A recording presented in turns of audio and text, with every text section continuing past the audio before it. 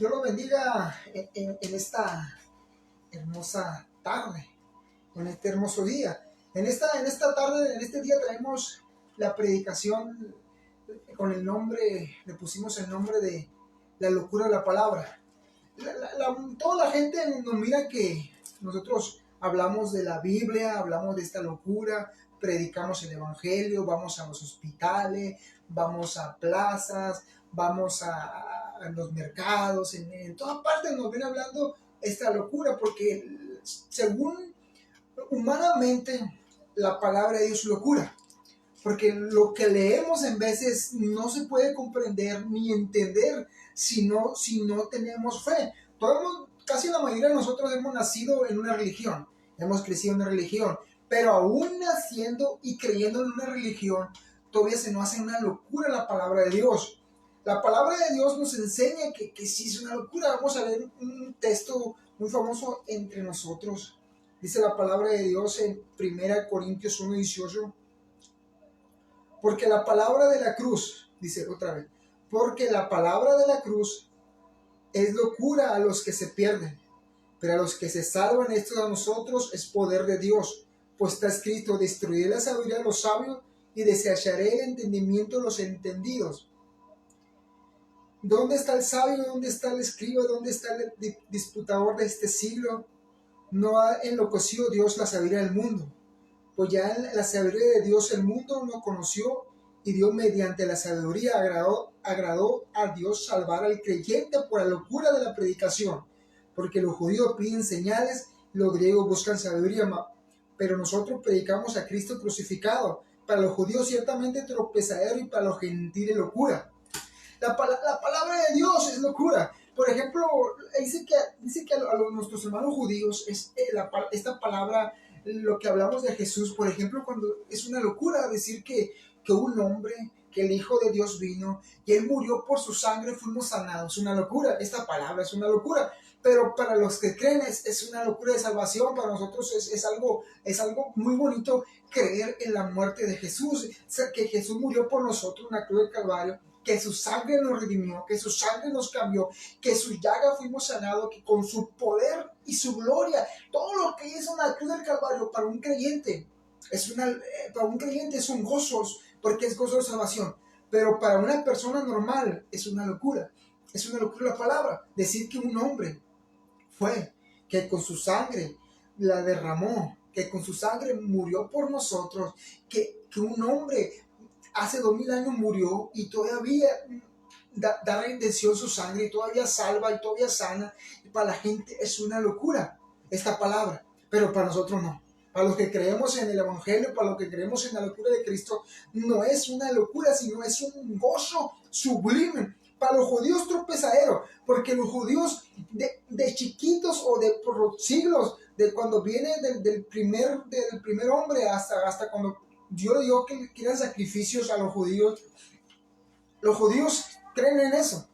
Creen que un animal, la sangre redime del pecado del pueblo, que el sacerdote tiene que entrar. Dice que la Biblia que para los judíos es tropezadero, porque ver a morir a Jesús y tomarlo como el Cordero de Dios, tomarlo que su sangre nos redime, como que para ellos es tropezadero. Porque dicen, ¿cómo toda su vida aprendieron que tenían que matar un animalito, tenían que sacrificar un animalito, lo tenían que rociar la sangre para perdón del mismo sumo sacerdote o del sacerdote y del pueblo mismo, para que ser salvo? Y ahora ven que nosotros, la locura de la palabra, vemos que nosotros creemos que Jesús fue ese cordero.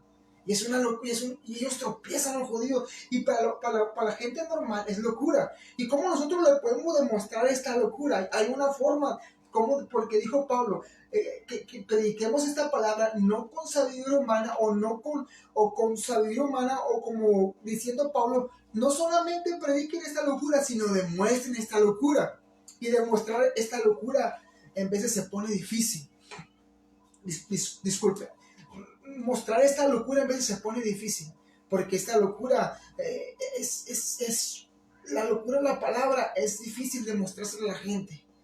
No le vamos a decir que le vamos a mostrarlo a los judíos, porque los judíos muy difícil le vamos a predicar, está en otra nación, pero nosotros como en nuestra nación, hablarle la locura de esta palabra a alguien, decirle, ¿sabe qué? El Señor por su sangre nos limpió de pecado y nos da paz y nos da redención por su sangre, o decir que por su llaga fuimos sanados, y hablarles a ellos, decirles, ¿sabe qué? Por su llaga fuimos sanados. ¿Y cómo le voy a decir al, a ese tema a las personas si ellos lo ven como una locura, esta palabra? ¿Cómo le puedo demostrar? La Biblia nos marca que nosotros podemos hacer, que dice la Biblia, dice que pondremos la mano sobre los enfermos y los enfermos sanarán. Pero, ¿cómo le puedo demostrar que no solamente es una locura de los creyentes, sino también puede ser una locura para ellos? ¿Cómo le puedo demostrar que este libro es verdadero, que este libro es eficaz, que este libro llena el gozo, paz, alegría? Yo sé que es difícil en veces mostrar el poder de Dios, pero no es imposible. Cuando uno comienza a caminar con Dios, todo se te pone, no se nos va a poner difícil. Aún a nosotros el creer esta locura se nos pone difícil, porque esta locura en veces está hasta fuera del creyente, se sale esta locura de la palabra, se sale, porque en veces comenzamos a leer y a oír nosotros que lo que estamos leyendo, y en veces no comprendemos porque lo que estamos leyendo, esa locura de la palabra, la queremos llevar a cabo y no sucede. En veces ponemos sobre la mano sobre un enfermo y no sana. En veces vamos a hacer lo que Dios mandó, ir a predicar, y no se convierte nadie. En veces queremos hacer todo lo que la Biblia dice, pero como que no resulta, como que la palabra, la locura de la palabra no sucede en nosotros. Pero ¿cómo yo puedo ser excelente esta palabra en mí? ¿Cómo yo la puedo fructificar esta palabra en mí? ¿Cómo yo la puedo hacer cumplir en mí? Pero hay requisitos y pasos. Hay requisitos: comenzar a caminar. Cuando alguien camina por fe, cuando alguien se comienza a mover en profundidades de fe o en profundidad de presencia, que su corazón nunca duda. Dice la palabra: si tuviera fe como un granito de mostaza, le dijeras a este monte vete, échate al mar, que el monte os obedecerá, y el monte sería que al mar. Entonces, cuando la palabra de Dios nos invita a tener fe, nos invita a aumentar la fe, nos invita a tener fe profunda, nos está invitando a creer en lo que leemos. Porque en veces la locura de la palabra nos hace no creer, porque como que lo vemos, nosotros mismos lo vemos como locura. Aún a los creyentes lo vemos como locura lo que la Biblia dice. Y como por ejemplo, échate el monte para allá. Si tuviéramos una poquita fe, como que diciendo, si tuvieras una poquita de fe, como un grano de mostaza, eligieras este monte, como que nos dice, como que la locura nos dice, como que te hace falta fe. Y nosotros como cristianos tenemos que fundamentarnos en la fe, en la piedra angular que es Cristo. Tenemos que creer, porque allá la cruz, cuando Él murió en la cruz del Calvario, Él dio todo por nosotros. Él fue y murió en la cruz del Calvario. Por su llaga dice la Biblia que fuimos sanados. Aquella locura, y nosotros comenzamos a predicar esa locura. Y la gente le vamos a decir esa locura cuando nos paramos en veces enfrente de la gente y le comenzamos a hablar de esta locura. Había un hombre que nació en Belén, allá en Israel, en Galilea, que ahorita allá, que parte de Israel que nació, que fue Gaza, y ahí nació el Hijo de Dios, y vino y murió por nosotros, y Él nos redimió, nos hizo, no éramos judíos, ahora somos judíos por la fe en Cristo Jesús. Antes no éramos hijos y ahora somos hijos. Antes no éramos del linaje de David, ahora somos linaje de David, conforme por ser hijos de Jesús, obtener la fe en Jesús, y nos comenzamos a meter en la fe en Cristo Jesús, en Dios. Y la gente le comenzamos a predicar de eso, y la gente no comienza a oír la locura esa, y lo comenzamos a hablar esa locura de la palabra, y la gente se nos queda mirando.